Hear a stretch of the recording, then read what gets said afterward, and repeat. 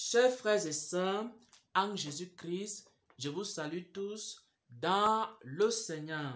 Je rends grâce à Dieu pour le privilège qu'il nous accorde dans ces temps de la fin de nous donner des révélations pour fonder notre vie chrétienne en Christ, des révélations pour nous édifier, des révélations afin que nous soyons affermis et des révélations afin que nous devenions irréprochables avant le retour du Seigneur.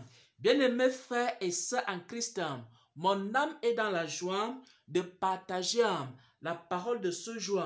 Mon âme est dans la joie de partager la révélation de ce jour. Mon âme est dans la joie de partager le petit livre que le Seigneur m'a accordé la grâce d'écrire. Ce livre s'intitule « Le chrétien est une maison spirituelle ». Le chrétien est une maison spirituelle. Si tu veux savoir quel type de chrétien tu es, il faut lire ce petit livre. Si tu veux savoir comment on bâtit sa vie chrétienne, il faut lire ce petit livre. Il y a plusieurs chrétiens qui ont commencé à bâtir leur vie chrétienne. À un moment donné, ils ont sombré. À un moment donné, ils se sont écroulés. À un moment donné, ils ont rétrogradé. À un moment donné, ils sont rentrés à leur vomissure. Ce livre explique comment faire pour demeurer en Christ. Comment faire pour bâtir sa vie. Comment faire pour bâtir son ministère. Afin qu'on devienne inébranlable, afin que malgré les tempêtes de la vie, afin que malgré les épreuves et les persécutions, que nous puissions demeurer en Christ.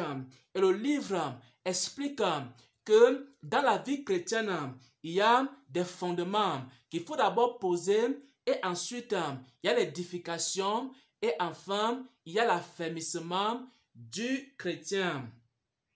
Avant de partager les vérités contenues dans ce livre, j'aimerais que nous lisions un passage des Saintes Écritures qui explique que le chrétien est une maison spirituelle.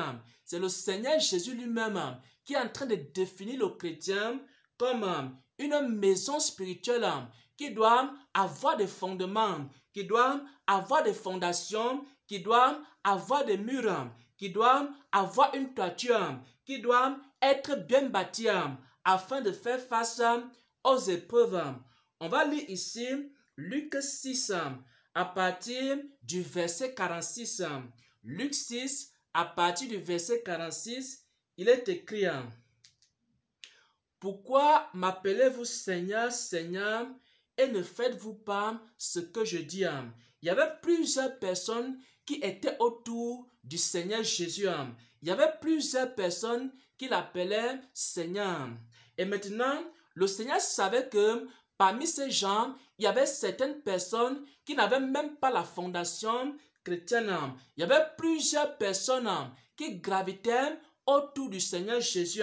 Certains avaient la fondation chrétienne et d'autres n'avaient pas la fondation.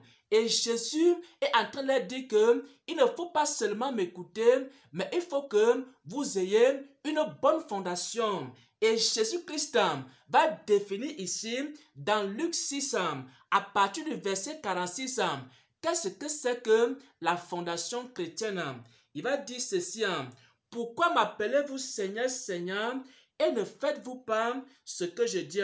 Je vous montrerai à qui est semblable tout homme qui vient à moi. Il entend mes paroles et les met en pratique.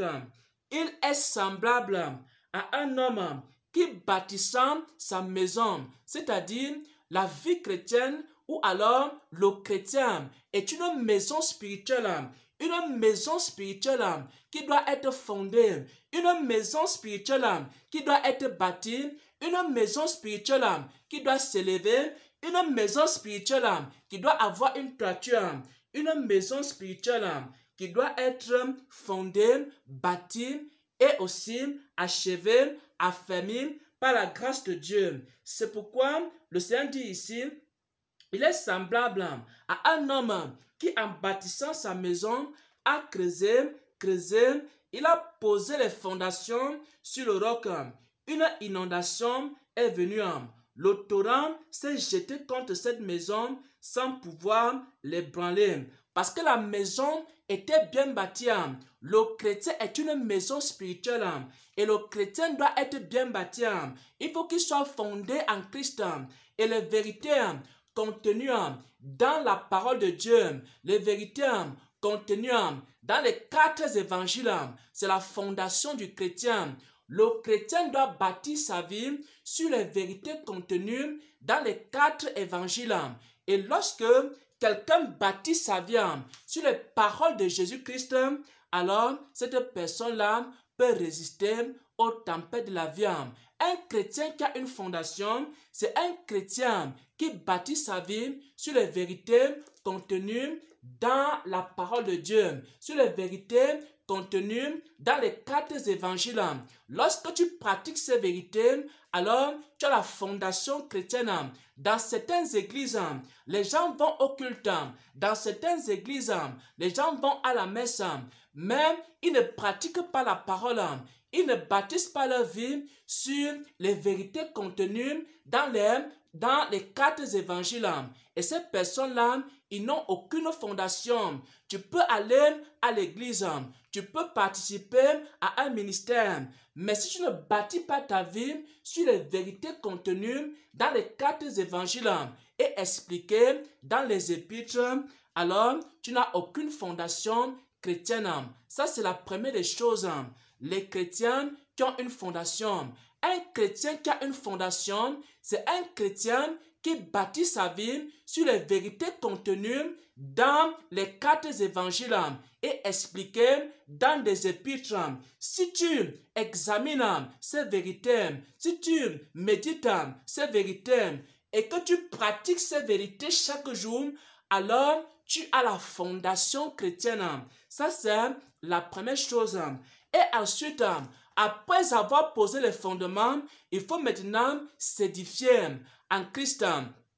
Après avoir posé les fondements, qui sont les 4 évangiles et les explications dans les épîtres, il faut maintenant commencer à avoir une connaissance profonde de ces paroles. Et cela vient par une vie de révélation. Et l'apôtre Paul explique que les gens sont affermis, les gens sont édifiés par la révélation de Dieu. C'est-à-dire, lorsque tu vas commencer à mettre en pratique les vérités contenues dans la parole de Dieu, dans les saintes écritures, alors le Seigneur va commencer à se révéler à toi. Le Seigneur va commencer à te montrer le chemin. Le Seigneur va commencer à t'expliquer ces vérités d'une manière profonde. Alors, tu vas commencer à avoir des songes et des visions sur la parole de Dieu. Tu vas commencer à avoir des prophéties sur la parole de Dieu. Tu vas commencer à avoir des paroles de sagesse concernant la parole de Dieu. Tu vas commencer à avoir des paroles de connaissance concernant la parole de Dieu. On appelle cela l'édification. Lorsque tu as reçu le fondement, lorsque tu pratiques déjà la parole de Dieu, alors l'Esprit de Dieu va se révéler à toi et le Saint-Esprit va commencer maintenant à te donner des révélations. Et sur la base de ces révélations, tu vas donc commencer à bâtir ta vie chrétienne ayant déjà reçu le fondement. Et enfin maintenant, le Seigneur va t'affermir. Et c'est comme ça que tu vas devenir un chrétien parfait, un chrétien inébranlable, un chrétien qui est prêt pour le retour du Seigneur. Et dans ce petit livre, j'explique les types de chrétiens. Et dans ce petit livre, je parle des chrétiens qui n'ont pas de fondation. Dans ce petit livre, je parle des chrétiens qui ont la fondation, mais qui n'ont pas été édifiés. Dans ce petit livre, je parle des chrétiens qui ont la fondation, qui ont été édifiés, mais ils n'ont pas été affermis. Dans ce petit livre, je parle aussi des chrétiens qui s'attachent aux révélations sans avoir aucune fondation en ce qui concerne la vie chrétienne. Et ce genre de chrétiens-là sont généralement égarés. C'est pourquoi Pour bâtir sa vie chrétienne, il ne faut pas commencer par écouter les prophéties. Pour bâtir sa vie chrétienne, il ne faut pas commencer par écouter les révélations. Pour bâtir sa vie chrétienne, il faut commencer d'abord par lire les vérités qui sont contenues dans les 4 évangiles. Il faut commencer par méditer ces vérités. Il faut commencer par pratiquer ces vérités. Il faut commencer par comprendre ces vérités. Et lorsque tu comprends les vérités qui sont contenues dans les 4 évangiles et que tu les pratiques chaque jour, à ce moment-là, tu as la fondation. Et quand tu as la fondation maintenant, tu peux commencer à écouter les révélations. Quand tu as la fondation maintenant, tu peux commencer à écouter les prophéties. Quand tu as la révélation et la fondation maintenant, tu peux commencer à écouter les paroles de sagesse. Et maintenant, tu ne peux plus t'égarer. Toute révélation et prophétie qui ne sera pas conforme aux 4 évangiles, tu vas mettre cela de côté parce que tu as déjà la fondation. Et j'explique cela dans ce petit livre. Il y a plusieurs personnes qui se sont égarées dans la vie chrétienne parce qu'ils n'avaient aucune fondation. Ils n'avaient aucune fondation. Ils ont commencé à écouter les prophéties. Ils n'avaient aucune fondation. Ils ont commencé à écouter les prophètes à gauche et les prophètes à droite. Ils n'avaient aucune fondation. Ils ont commencé à lire les expériences surnaturelles de l'au-delà. Ils n'avaient aucune fondation. Ils ont commencé à écouter n'importe quoi. Ils ont commencé à s'égarer. Lorsque tu commences ta vie chrétienne, ne commence pas ta vie chrétienne par écouter les témoignages à gauche et à droite.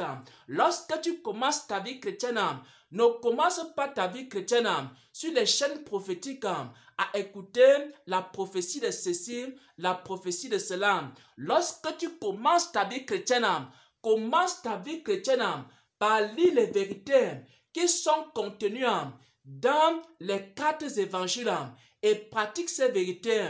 Le Seigneur va se révéler à toi, il va commencer à te montrer le chemin. Et après cela, tu vas donc commencer à bâtir en écoutant les prophéties, à bâtir en écoutant les paroles de connaissance, à bâtir en écoutant les paroles de sagesse, à bâtir en écoutant les révélations des hommes de Dieu, en écoutant les expériences surnaturelles. Mais ne commence pas par les expériences surnaturelles, commence d'abord par faire quoi, mon frère, ma soeur? Par poser la fondation.